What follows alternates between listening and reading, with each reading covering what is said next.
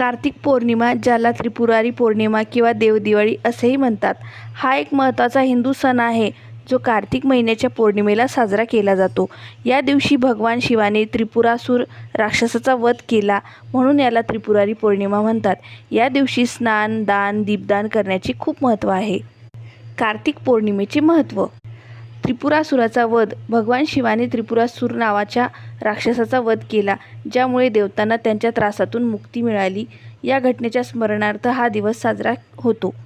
देवदिवाळी. या दिवशी देव स्वर्गातून पृथ्वीवर गंगेत स्नान करण्यासाठी उतरतात, अशी श्रद्धा आहे. त्यामुळे याला देवदिवाळी असेही म्हणतात. स्नान आणि दान. या दिवशी गंगेसारख्या पवित्र नद्यांमध्ये स्नान केल्याने पुण्य मिळते, अशी मान्यता आहे. तसेच दीपदान करण्याचेही विशेष महत्त्व आहे. काही ठिकाणी, विशेषतः उत्तर भारतात, या दिवशी भगवान कार्तिकेयची पूजा केली जाते.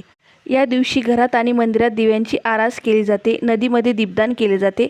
हा उत्सव साजरा करण्यासाठी लोक एकमेकांना शुभेच्छा देतात. धन्यवाद. व्हिडिओ आवडला असेल तर लाईक, शेअर, सबस्क्राईब करा.